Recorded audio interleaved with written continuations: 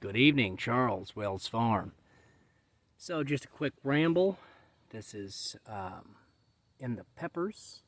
So our peppers are growing underneath of a nice hedge of sun hemp.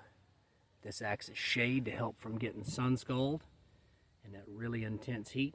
So we've got another row on this side. We grow it interplanted right in the middle of the peppers. So here's some bell peppers. You can see they're loading up nice.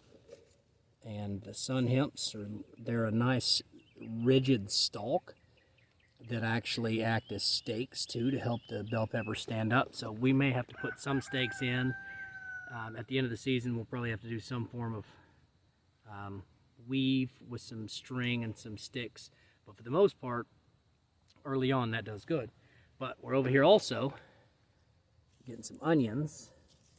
So onions have been really nice. These are some sweet onions. This is some Patterson onions. We've got some really big ones in here. Look at that guy. It's like the size of my head. So really nice onions. And this is an interplanted system as well, where we've got multiple things sown together, not necessarily with a companion planting concept for pest control or things like that, but with design aspects here, more for shade, and this sun hemp is a nitrogen fixer as well, so it's going to be enhancing the fertility of the area. But the peppers and the onions and the sun hemp grow very well together. We got a marigold and different flowers at the ends of the road to help bring in pollinators, things like that. So this is Charles at Wells Farm, the weekly ramble, talking about bell peppers and onions and sun hemp. It's our temporary trees. As these systems develop, this will have pioneer trees in the system that serve this same function that take about 2 years to get to the size of this annual. And the annual will grow in for the first 2 to 3 years until those perennial trees are established, and they'll act as the shade.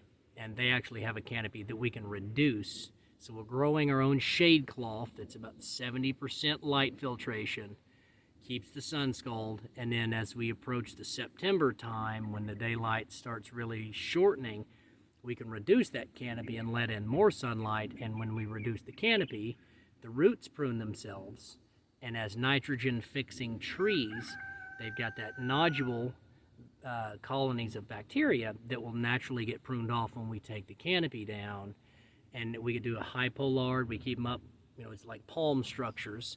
We'll get to some of the more established areas and do some videos there where you can see that just the overstory of light filtration as working with the fertility and the stability of perennial systems in your crops really strengthen things like the mycorrhizal fungi and the more sophisticated biology that's beneficial and mutualistic and kind of gets it out of this just decomposing or saprophytic bacteria and fungi. We move into the endophytic bacteria and fungi. So this is Charles at Wells Farm.